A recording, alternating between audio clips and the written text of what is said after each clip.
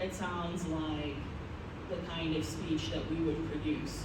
And oftentimes it will produce stuff that sounds right. But remember that accuracy is not a sign of reliability. Just because it's right sometimes doesn't mean it will be right a lot. The one thing that I think in particularly, even less than reading by summarizing with AI, one thing that I want you to be careful about is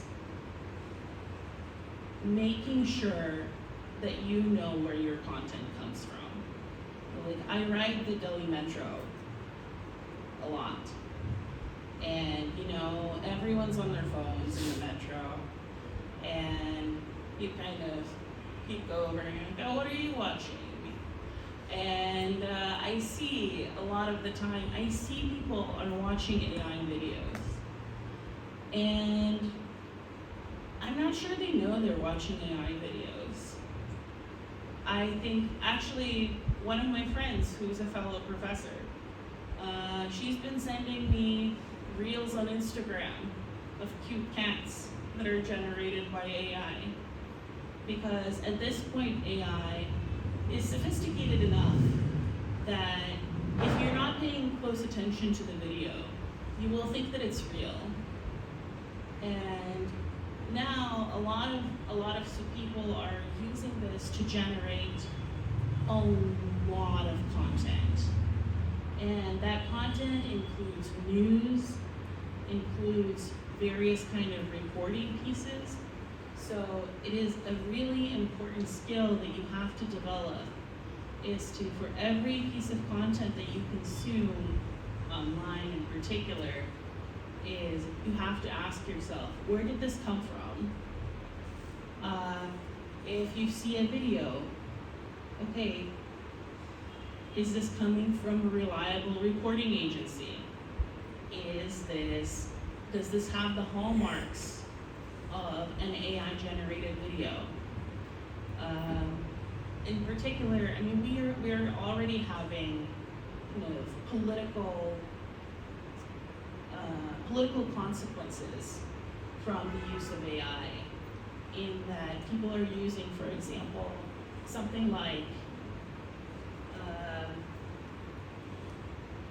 a video of, in the US, there was a video of a girl clutching her dog after a disaster that made the rounds.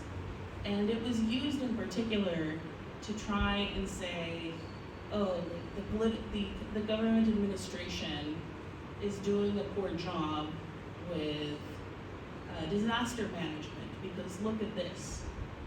And if you're not a very critical consumer, you might think, because you're a compassionate person, you think, oh my goodness, that's terrible, of course.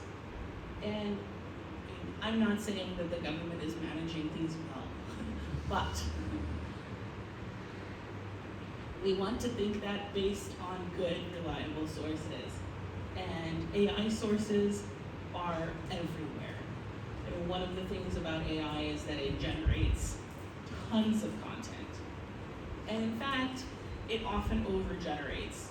So this is frequently referred to as AI hallucinations. AI will just make stuff up. When you ask AI a question, it will never say, I don't know. It will just make it up. And so one of the things that it will make up, if you say, please give me citations for something, it will make up citations. So, we have students, for instance, who are submitting work and they're saying, well, in my work, I reference such an article and such an article and such an article, and you go to look, those articles don't exist. And, again, because AI is simply predictive. It's not actually looking for things in the same way that humans do. And I mean, that ultimately gets us to kind of the main point, is that AI can't analyze things, and it can't create anything new. how we define new. I am a philosophy professor after all. But the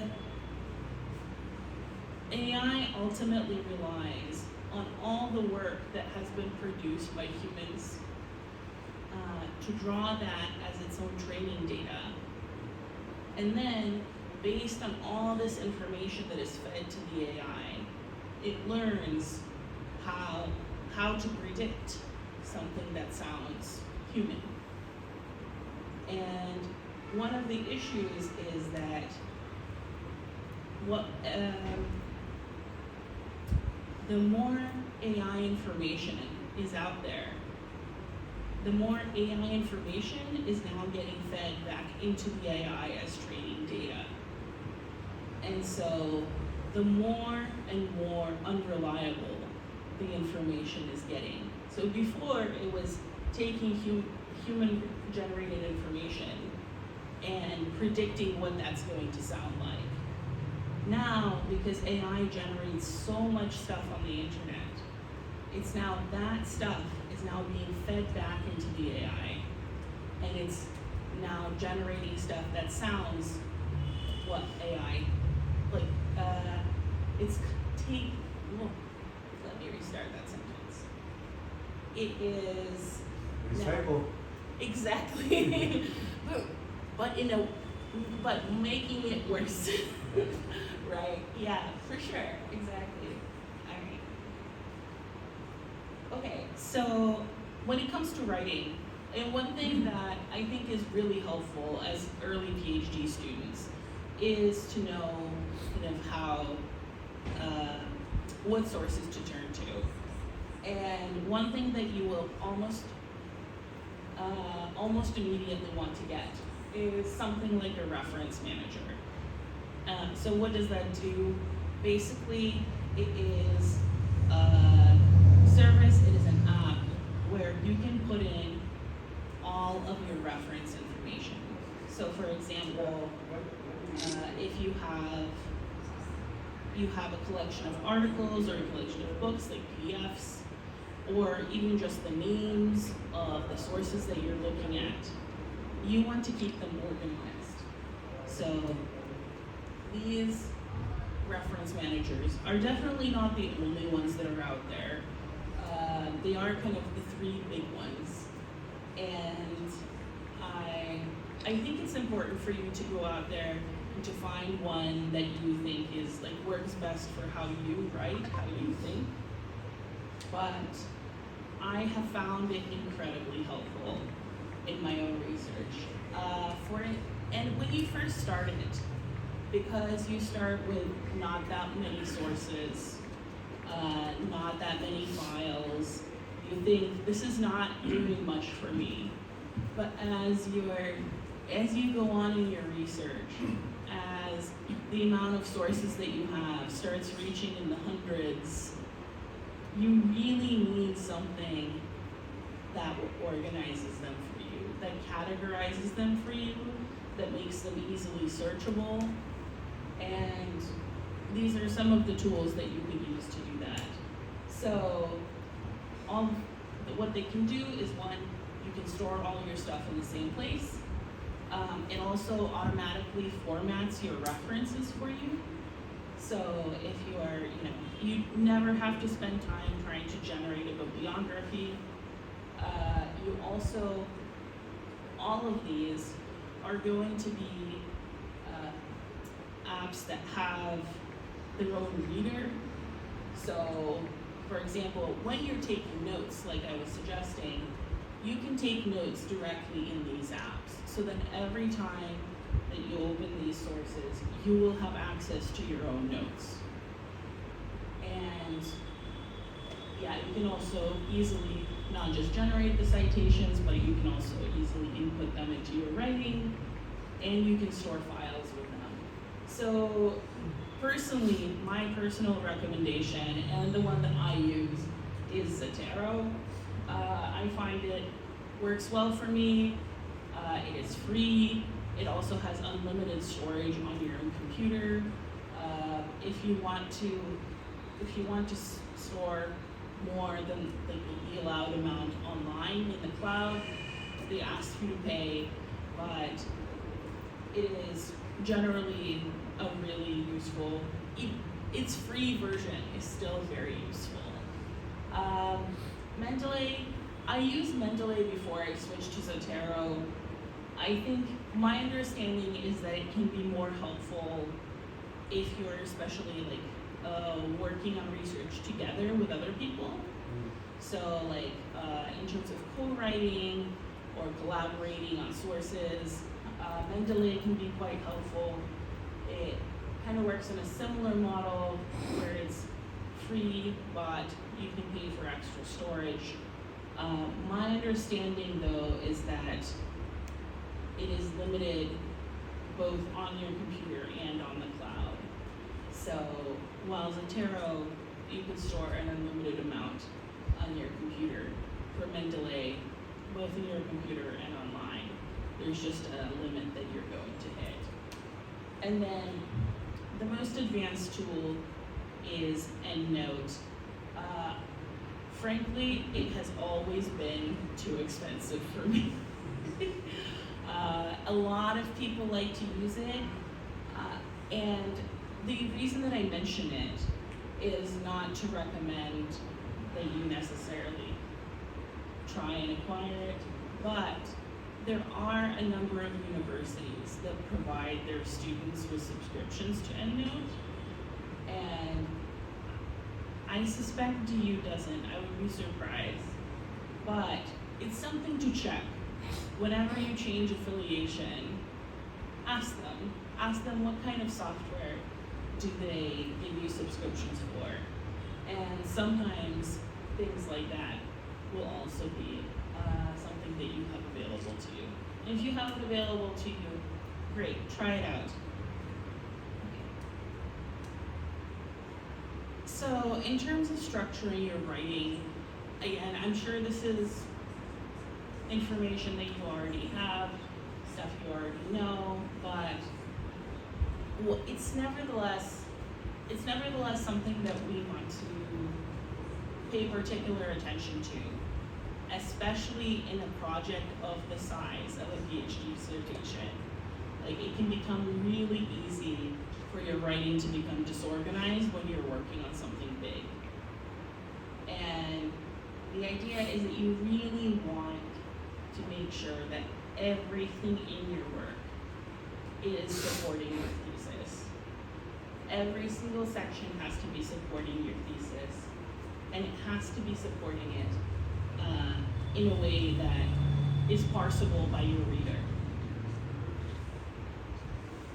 So there are kind of three kinds of common mistakes that are very tempting and that I want to point out.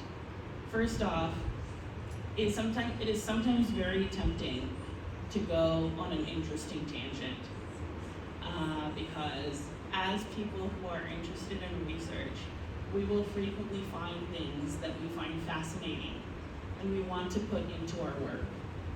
But we have to be very careful about making sure that we only put in things that are relevant to the point of the particular work that we're writing. Keep the fascinating facts for another piece.